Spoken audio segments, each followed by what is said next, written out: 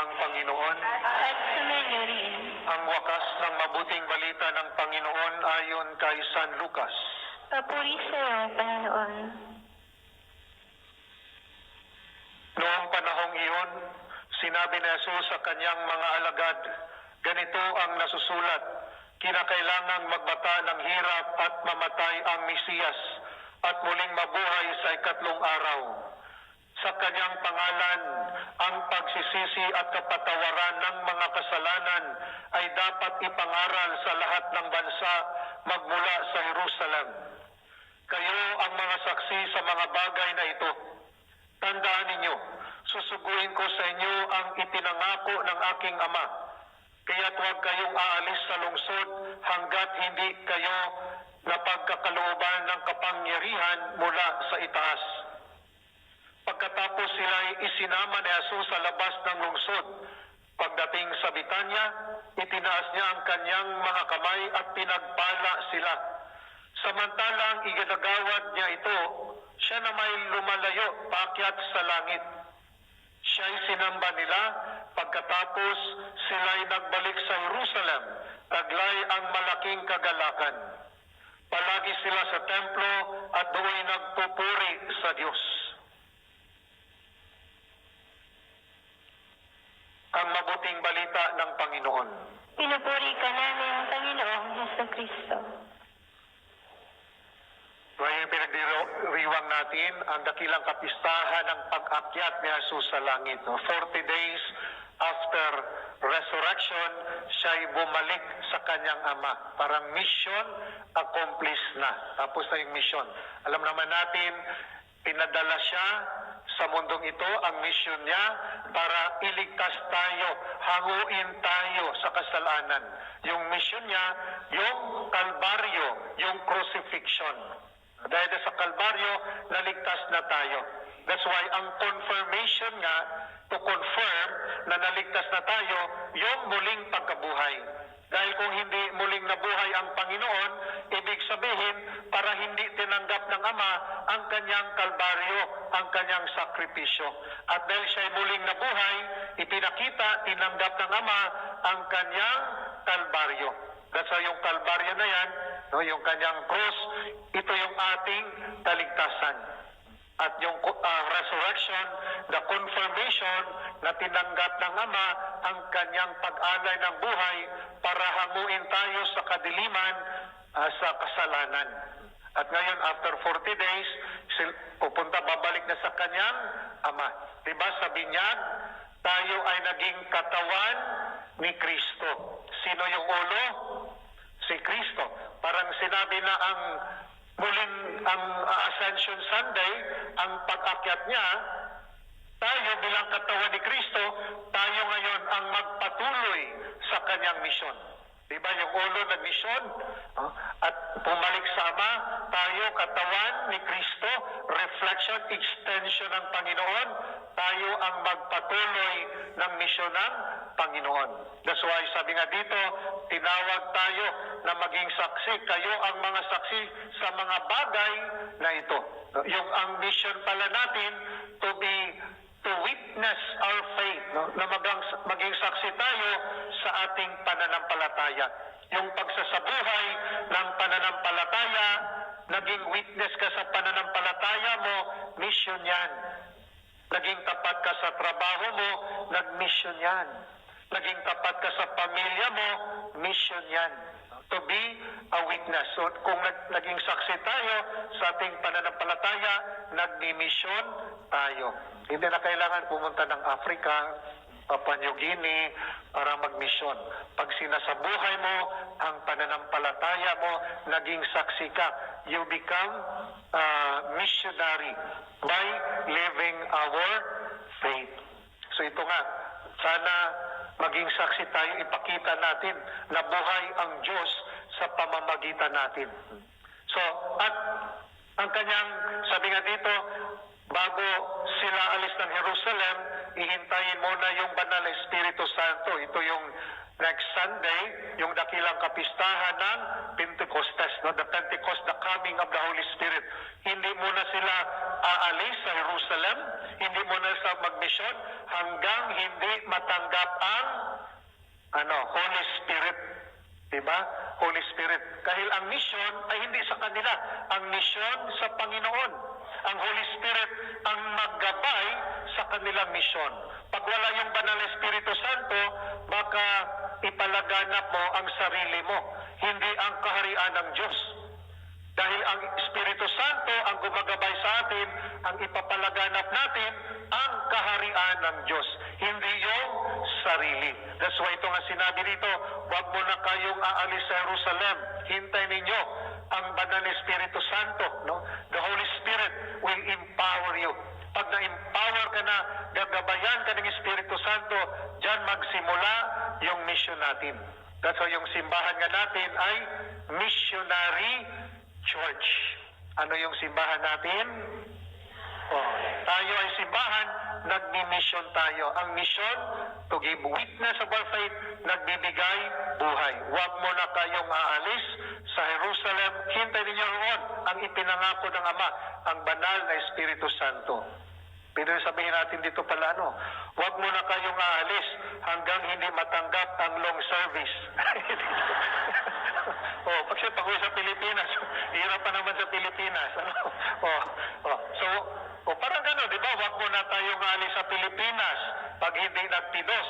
Alam nga, pupunta ka ng Hong Kong, tanga-tanga ka doon, di mo alam ang gagawin. O dapat mag-prepare, di ba?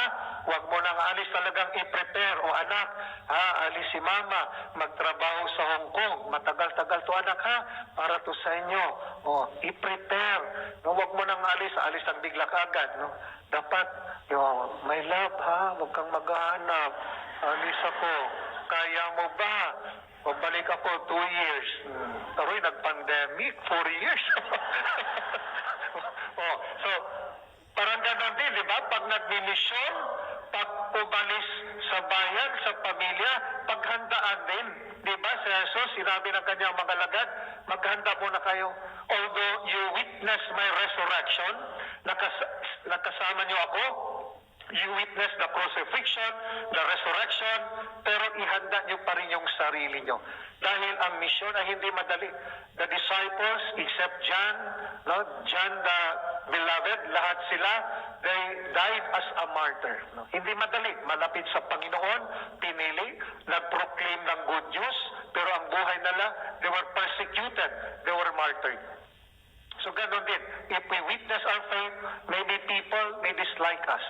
But tandaan natin that may reward yung naging saksi sa pagmamahal ng Panginoon. That's so importante na ma-encounter natin ang Panginoon. Na maranasan natin, na hindi lang alam natin, dapat maisa puso natin. Di ba anong greatest commandment? Ang greatest commandment, hindi na lamang sinabi na alamin mo. Di ba? Anong greatest commandment?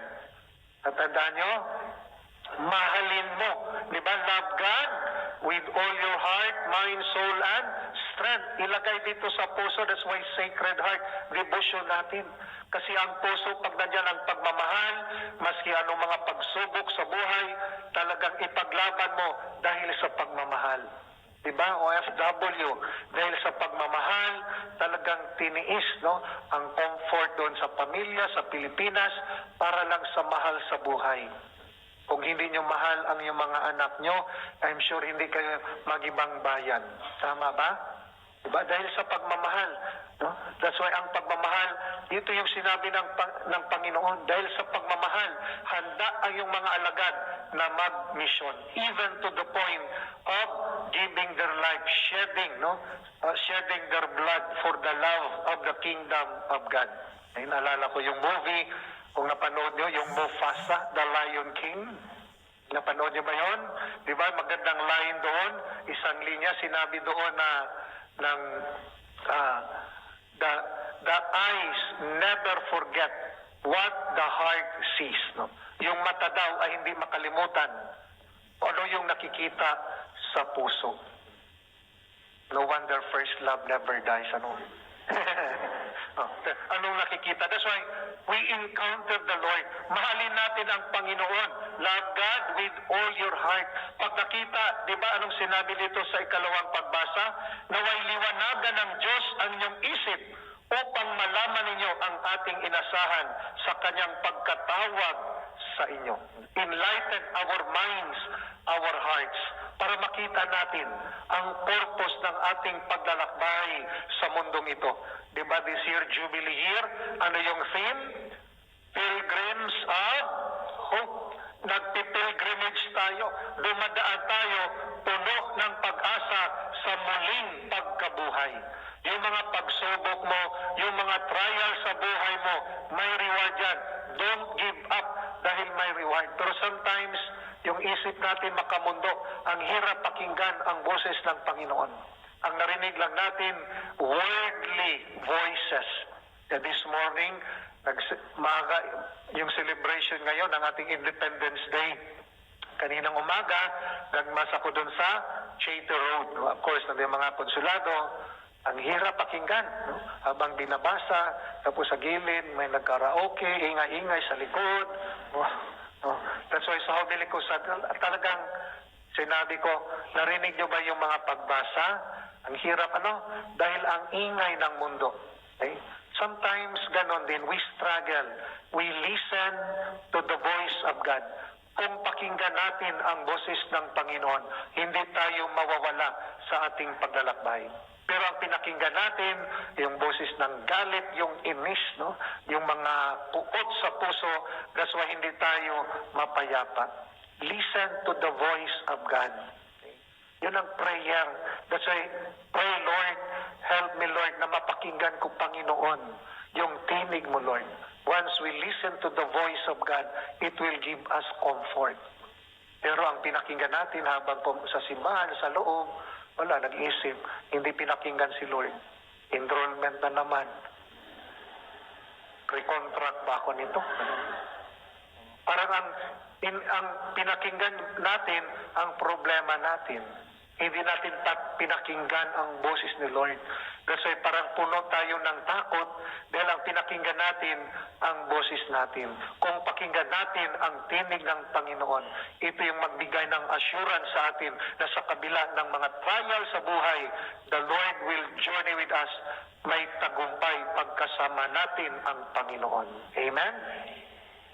Sabi mo sa katabi mo, pakinggan mo ang boses ni Lord.